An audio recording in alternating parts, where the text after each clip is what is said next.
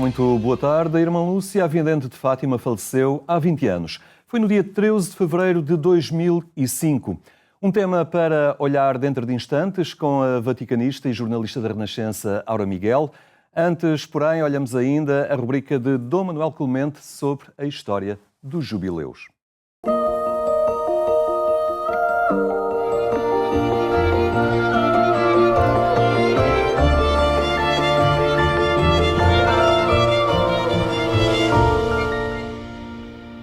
A apresentação da história da celebração do jubileu na Igreja Católica tem estado nas últimas semanas em torno do século XVI e é aí que voltamos uma vez mais com Dom Manuel Clemente. Cumprimento. Muito boa tarde, Dom Manuel, obrigado por estar uma vez mais connosco. É o terceiro jubileu deste século XVI. É verdade, do século XVI, deste complicado século XVI, não é? Sim. Nós temos... Para a sociedade e para a Igreja, não é? Muito complicado. Está a organizar na Igreja Católica, não é? Um momento assim, com uma afluência de gente que se esperava que viesse toda à parte, não é? E com uma finalidade espiritual clara, ou seja, de purificação da alma, através da indulgência e da visita aos túmulos dos apóstolos, da peregrinação, etc. Num momento em que, pelo contrário, a Europa está tão dividida, não é? Agora entre católicos e protestantes de vários ramos, não é? Em que a própria política e as nações, ligando-se a um ou outros movimentos, também estão em guerra, guerras que depois do século XVII ainda se complicarão mais com a famosa Guerra dos 30 anos, de que falaremos adiante. Enfim, era difícil. Um jubileu é exatamente o contrário disso. Era um momento de unidade, de congraçamento, de gente vinda de toda a parte, como alguns tinham sido, daqueles que vimos antes, mas, enfim, 1575 é um novo jubileu, e nessa altura quem é Papa é o Papa Gregório XIII. O Papa Gregório XIII é um Papa que nós referimos muitas vezes, não propriamente com o nome próprio, mas com o adjetivo gregoriano, não é? Porque ele ligou-se a duas realidades que têm o seu nome, não é? E científicas as duas, não é? Nós ouvimos falar de uma universidade que há em Roma, que é, aliás, o desenvolvimento de um colégio que tinha sido fundado pelo Santo Inácio de Loyola dos Jesuítas, que é a Universidade Gregoriana. Gregoriana porque exatamente esta instituição, esta iniciativa, foi muito apoiada pelo Gregório XIII, que a transformou nisso mesmo, numa universidade, com reconhecimento pontifício, e, portanto, tem o nome dele. Quando se diz Universidade Gregoriana, é de Gregório XIII. E continua nos dias de hoje? Também. E a outra coisa é também o tempo. Portanto, o calendário gregoriano que nós utilizamos, que, enfim, sob a égide do Papa Gregório XIII, mas com certeza trabalhado por cientistas e astrónomos, sobretudo um tal Clavius, da Universidade Gregoriana, acertou o tempo com o próprio movimento solar. Portanto, o calendário gregoriano, uma vez que o anterior calendário, que vinha do tempo de Júlio César, já estava muito desacertado, era o calendário juliano, não é?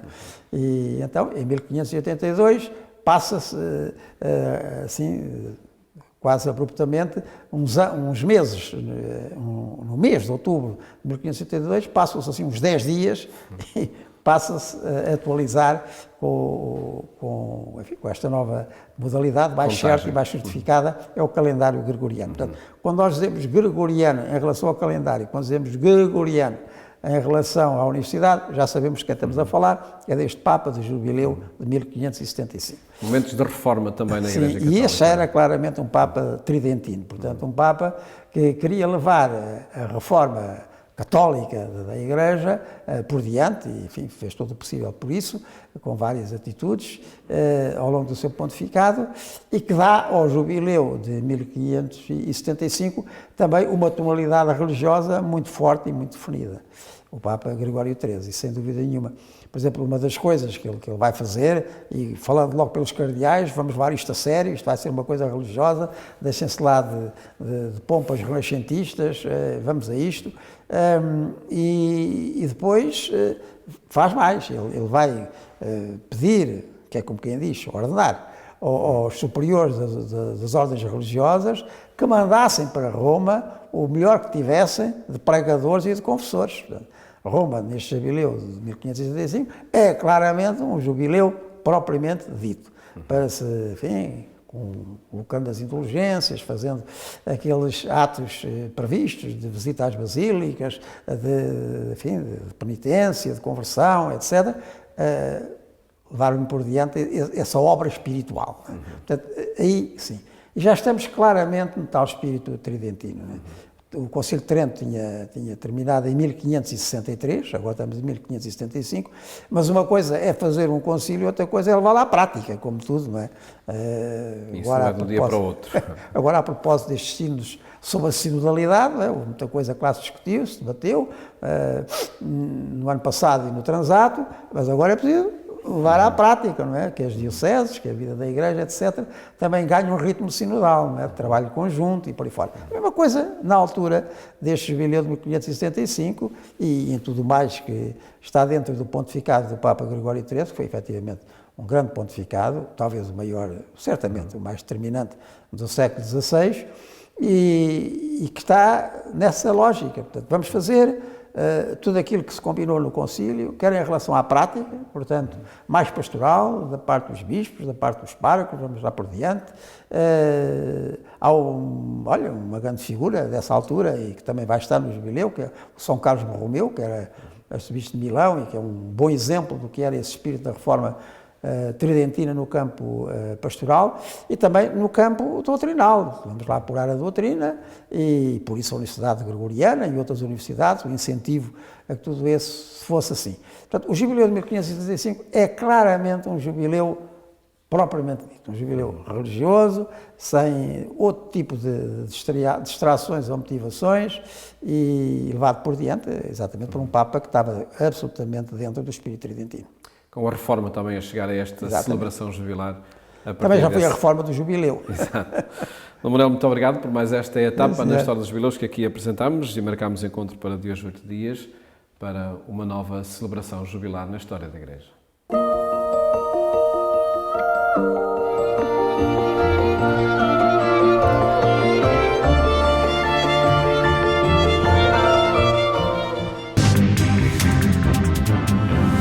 O centenário da Associação dos Servitas de Nossa Senhora de Fátima está a ser assinalado com a exposição Servir, a única pregação.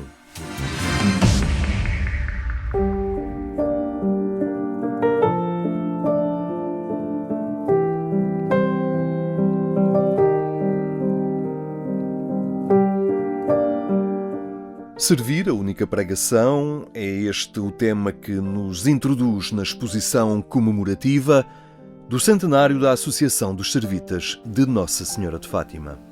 Sem serviço não há cristianismo, obviamente, porque é o âmago desta religião e é, inclusivamente, uma característica identitária que o cristianismo dá à sociedade humana.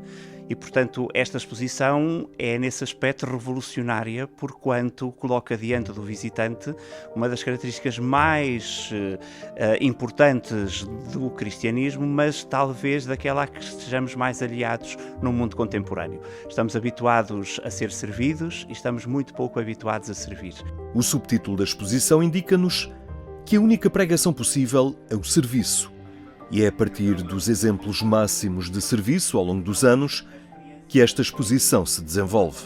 Desde logo, o próprio Cristo na cruz, esse é o púlpito maior da história, e depois, a partir do próprio exemplo de Cristo no lava-pés, que se verga perante a humanidade com um jarro, que é depois imitado ao longo da história de forma ritual em Quinta-feira Santa, mas que também depois aqui no Santuário de Fátima é imitado sempre que chega um peregrino com necessidade do cuidar dos pés. E, portanto, esta associação, mas também todos os voluntários, todos os funcionários que dão corpo a esta instituição, que é o Santuário de Fátima, estão aqui para lavar os pés aos peregrinos, para servir os que aqui vêm. A exposição articula-se em torno das figuras máximas do serviço. O próprio Deus, que se faz servidor entregando-se às últimas consequências pela humanidade, a Virgem Maria, que se diz eis a serva do Senhor, depois o exemplo dos anjos, que são também servidores de Deus e servidores da humanidade, e depois dos diáconos, que ao longo da história, por exemplo, Francisco de Assis, por exemplo, Lourenço, São Lourenço, portanto, figuras que encarnam a diaconia, que quer dizer precisamente servir, o serviço. Servir é também a essencialidade do exercício da diaconia. E neste núcleo dedicado aos diáconos há também a intenção de mostrar que muitas das figuras que serviram a comunidade ao longo da história nem sequer são reconhecidas como santas ou canonizadas. Muitas delas são figuras anónimas, algumas também, e muito importantes, mulheres. E a exposição não passa ao lado também de uma temática muito importante que a Igreja neste momento debate, que é o tema do servir a partir do feminino. E se de facto a diaconia, mesmo no ponto de vista da ordem, pode ser da ordem ministerial, pode ser ou não um lugar de serviço a partir das mãos femininas, dos rostos femininos. Este itinerário expositivo, ao sublinhar o serviço como marca cristã, recorre também à arte contemporânea. Sim, quem está habituado a vir e frequenta as exposições temporárias do Museu do Santuário de Fátima está habituado a ver sempre esse pêndulo entre a arte antiga, que nos mostra que não começou hoje o cristianismo, mas também a arte contemporânea, que nos mostra que o cristianismo não é nada que exista só no passado e continua a existir. E por isso há uma série de autores que foram convocados para fazer obra de arte nova para esta exposição, seja a partir da ourivesaria, seja a partir da escultura, da pintura ou até da arte performativa. Os peregrinos vão aqui ser confrontados com essa ideia do servir os outros, quer a partir de arte antiga, que estamos habituados a ver nas nossas paróquias também, nos museus, quer do Estado, quer museus particulares, mas também de obra de arte criada a partir desta exposição.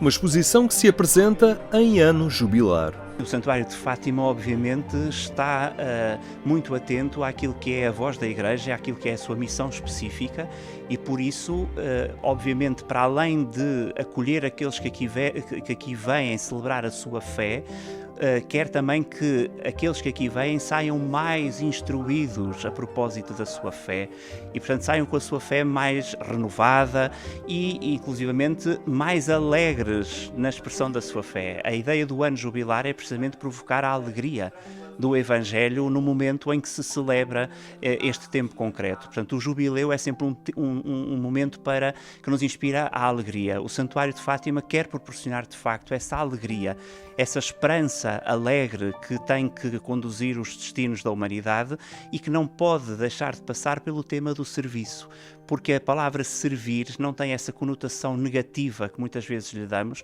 mas a alegria do servir, a alegria de servir o próximo, a alegria de servir o irmão, deve obviamente conduzir a história da Igreja e a história obviamente também deste santuário.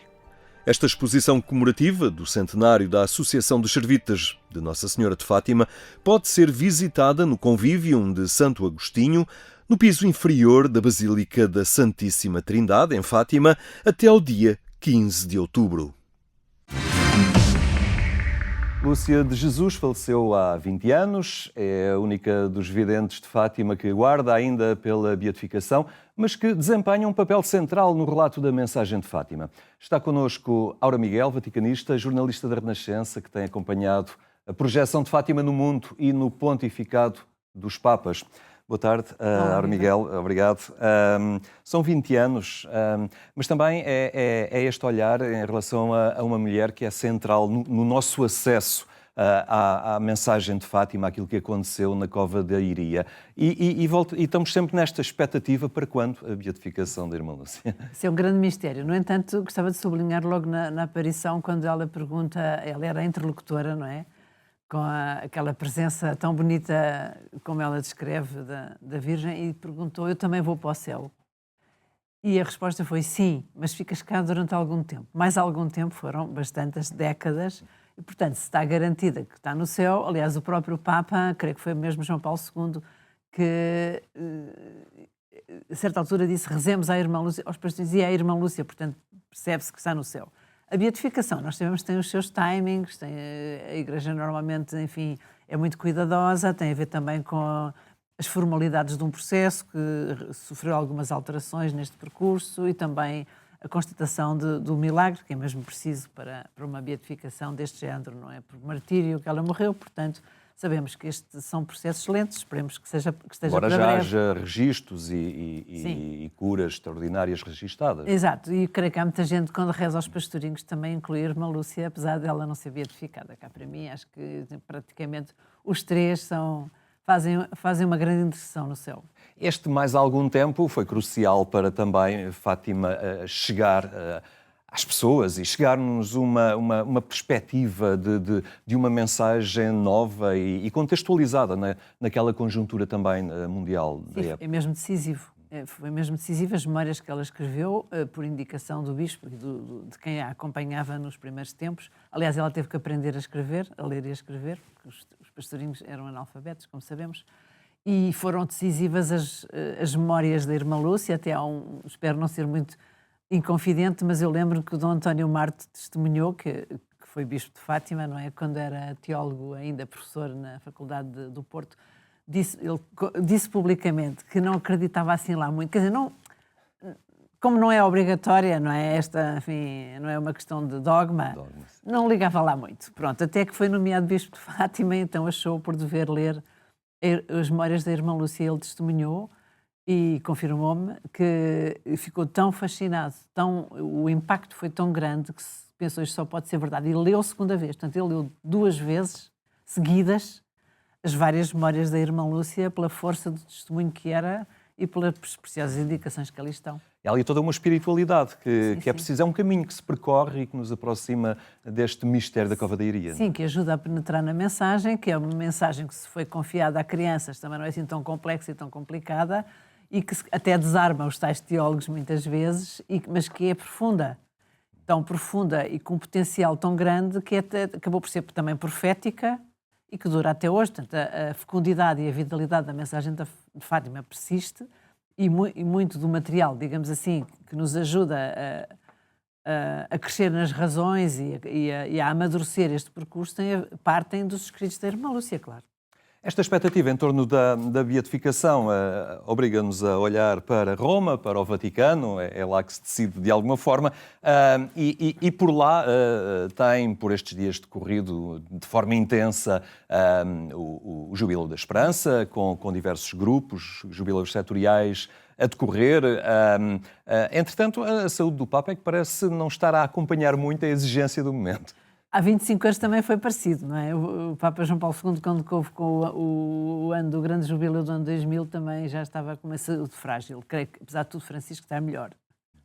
Não é assim. Eu acho que o problema dele, como ele diz, não é a parte das pernas, que ele é o menos, já está habituado, mas é a parte dos pulmões. Mas, sim, ele, nesta quarta-feira, agora na última audiência, uma vez mais pediu ajuda para ler, percebe-se que está ofegante, que tem uma bronquite, como ele explica, e que custa a passar, mas ele também não descansa. Também o perfil, o caráter do Papa Francisco é muito forte e a agenda dele mantém-se.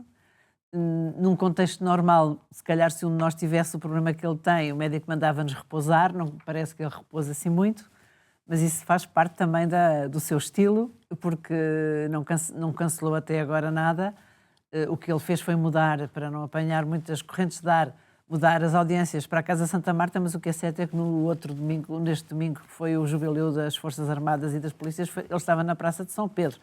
Portanto, sim, ele até disse que espera que para a próxima semana, portanto, para a próxima audiência da próxima quarta-feira, possa já ser ele a ler tudo. De qualquer modo, sim, é um momento muito rico para a vida da Igreja e a agenda dele está completamente preenchida nestes fins de semana, não é? Com vários grupos e várias realidades, mas também destaco o seu grande sonho, que é presencialmente ele celebrar os 1700 anos do Concílio de Niceia, que é na Turquia, portanto espero que ele recupere até lá. Fala-se eventualmente na primavera essa possibilidade, ou no princípio do outono, vamos ver. Isso será na Turquia profunda, para assinalar esta data à qual ele já referiu, porque sabemos que coincide o Ano Santo com o facto de haver uma coincidência nas datas da Páscoa, para o universo ortodoxo e para o universo católico, por causa da diferença dos calendários gregoriano e juliano. Desta vez, no Ano Santo, a data é a mesma e o Papa já disse que está disponível até a mudar a data se isso ajudar à unidade. Portanto, são várias facetas interessantes, vai acompanhar. Entretanto, vamos assistindo a este ir a Roma de diversos grupos ligados a setores da pastoral da Igreja, outros nem tanto, mas é um aproximar também do mundo em relação a Roma, é quase uma visita ad limina alargada aos crentes. Sim, de certo modo, porque no fundo o objetivo do jubileu é a pessoa repensar a vida, reiniciar um caminho, como o Papa já disse, já explicou, e no fundo tem a ver com a conversão. Portanto, há uma possibilidade de abertura, de convite pessoal a cada pessoa, a cada fiel, a cada pessoa que queira fazer um percurso de fé, a renovar-se, a fazer um refresh, digamos assim, na sua vida de fé, e o jubileu é para isso que serve, não é? Para, enfim, fixar os fundamentos da fé, mas que isso tenha um efeito pessoal, e por isso tem a questão toda da penitencial, de passar a Porta Santa, de beneficiar da indulgência plenária para si ou para os defuntos, e tem todo um percurso que é bonito e é bom haver estes momentos assim. E é também por isso é que vem tanta gente, creio. E nota-se que há, de alguma forma, uma valorização também nos dias que correm muito, digamos, superficiais e digitais, que as pessoas começam a valorizar também as dimensões simbólicas de algo que é mais profundo, não é? Sim, às vezes há uma certa... As pessoas andam muito ocupadas e numa grande correria, mas parece que têm ao seu dispor muita coisa, mas no fundo existe uma espécie de solidão entranhada, mesmo rodeados de gente. E acho que este percurso de relação pessoal com Jesus, que é no fundo o objetivo principal do jubileu, creio que agora é o tempo favorável para cada um que sente essa, enfim, inquietação ou solidão ou mal-estar, que afinal precisa de algo mais. É uma boa ocasião para pensar nisso e ir a Roma, ou então aproveitar uma das igrejas que também estão ao dispor. Claro. Mas com o Papa e durante o jubileu tem outro sabor. Muito bem, Aura, muito obrigado. A Renascença e a Agência Eclésia continuam atentas à agenda do Papa e a tudo o que acontece também no Vaticano. Obrigado por esta participação. Obrigado também pela atenção que nos dispensou. Nós voltamos amanhã. Até lá, tenha uma ótima tarde e até amanhã, se Deus quiser.